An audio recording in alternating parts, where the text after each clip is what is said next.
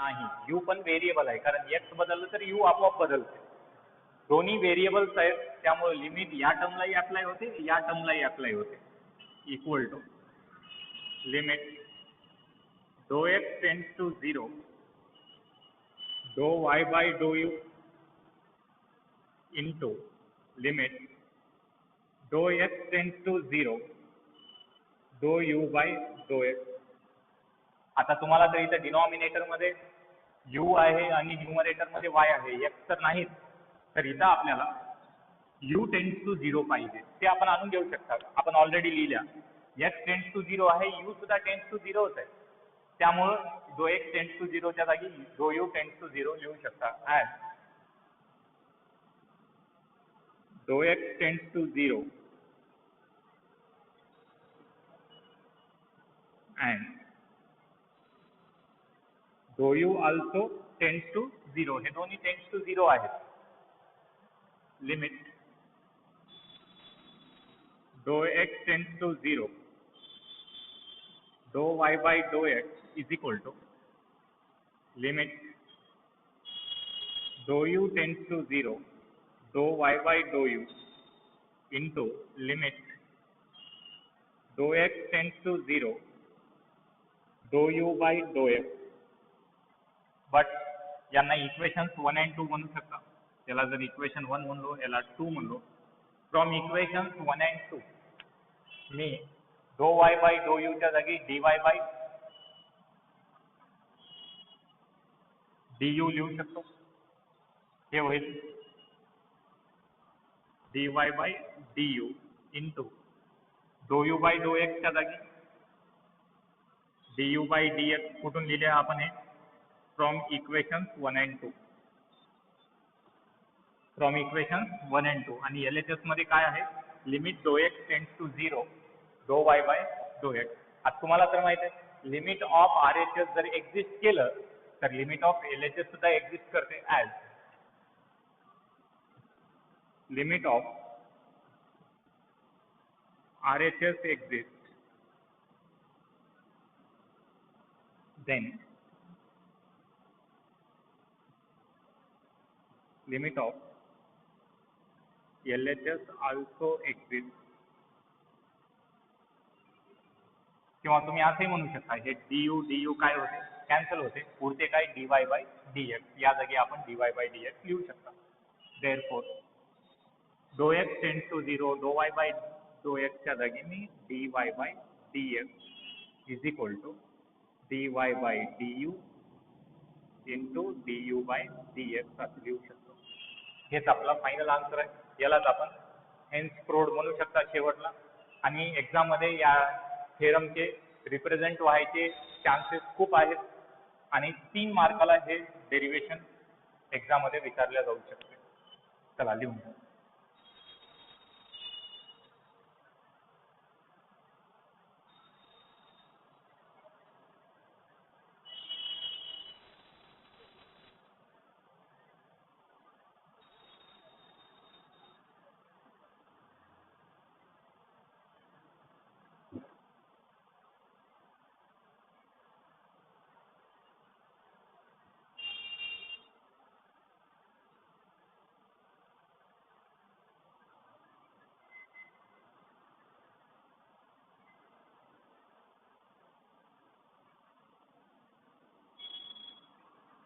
लक्षात असू द्या, हे थेरम जरी असलं, याच्या फायनल आन्सरवर आपण काही जास्त प्रॉब्लेम सॉल्व्ह करणार, कारण हे मेथड कॉम्प्लिकेटेड आहे सॉल्व्ह करण्यासाठी.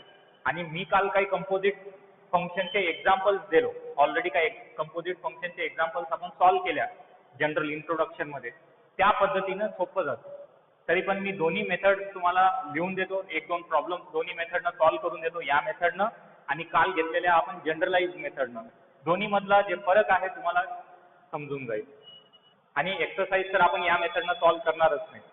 जे जनरलाइज मेथड आहे त्या मेथडनंच जातं. याला आपण चेन रूल सुद्धा म्हणू शकता. लक्षात असू द्या, चेन रूल.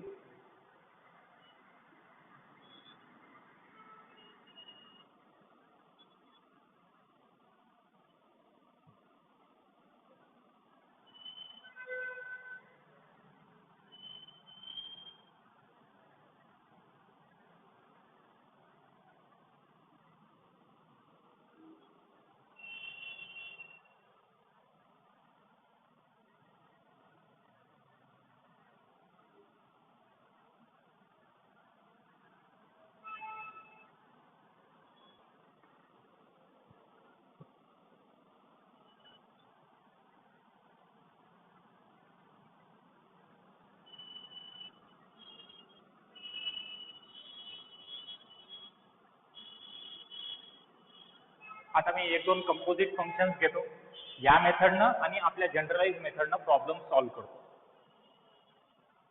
एक क्वेश्चन द्यायलो मी, y equal to 2x² plus 3x plus 4 to the power 5. y equal to 2x² plus 3x plus 4 to the power 5. हे एक क्वेश्चन आहे आपला. लक्षात असू द्या, हे x to the power n तर नाही आहे का, म्हणजे हे सिंपल टर्म तर नाही. काय आहे हे, एक फंक्शन आहे. फंक्शनचा पॉवर काय आहे, n, f of x to the power n. आणि derivative of f of x to the power n काय येते, n f of x to the power n minus 1 into derivative of f of x. हे formula आपण directly use करू शकता. एक हे method आहे आणि दुसरं आपला चेन रूल आहे. हे प्रॉब्लेम मी दोन्ही मेथडनं सॉल्व्ह करून दाखवतो.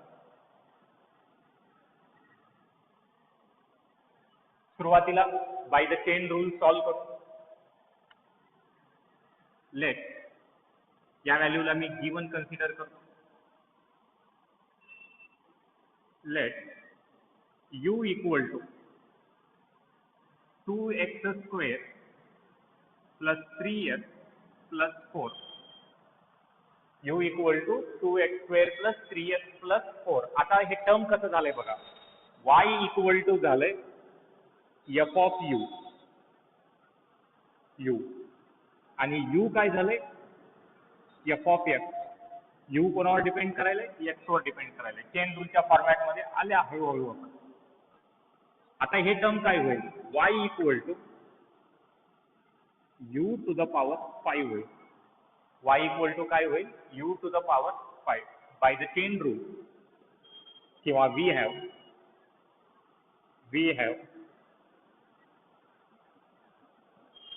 dy by dx is equal to dy by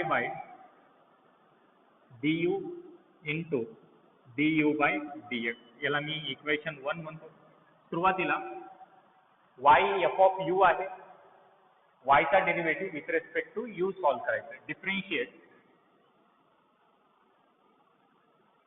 y with respect to u. Differentiate y with respect to u. हे होईल dy by du is equal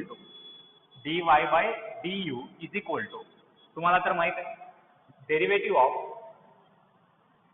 x to the power n काय येते, nx to the power n minus 1. हे पॉवरचा derivative झालं.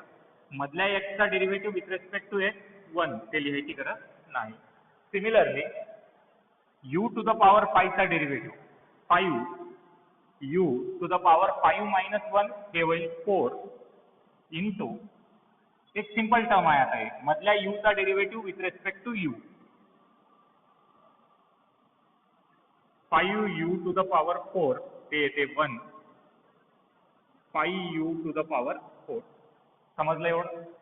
आता आपल्याला समोर जाऊन du by dx आणायचं आहे. u कोणाचा फंक्शन आहे, x चा फंक्शन आहे.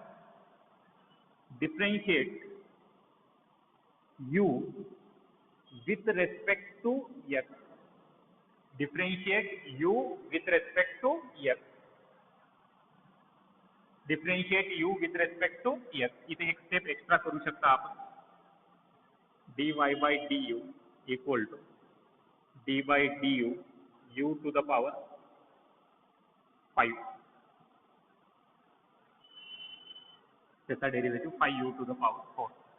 एक स्टेप मी बाउन्स केलं होतं. स्टेप बाय स्टेप आला आहे. Differentiate u with respect to x. u with respect to x. du by dx is equal to d by dx. u ची व्हॅल्यू काय आहे, u आहे 2x² plus 3x plus 4. u आहे 2x² plus 3x plus 4. Hole power काय आहे तुम्हाला माहितीच आहे, होल पॉवर 1 आहे.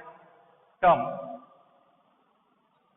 डिफरेंशिएशन मध्ये अप्लाय होते आणि मधले टर्म्स कसे आहेत, सगळे ऍडिशन आणि सबट्रॅक्शन मध्ये जर टर्म्स असतील तर डेरिव्हेटिव्ह डायरेक्टली अप्लाय होते.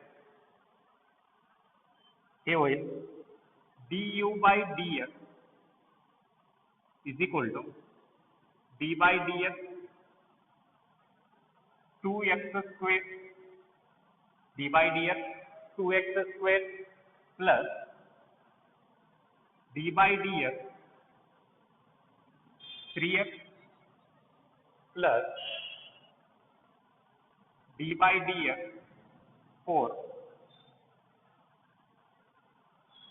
हे होईल du by dx is equal to constant multiplied by variable असेल तर आपण काय करता कॉन्स्टंट डेरिव्हेटिव्हच्या बाहेर ठेवता व्हेरिएबलचं डेरिव्हेटिव्ह सॉल्व्ह करता.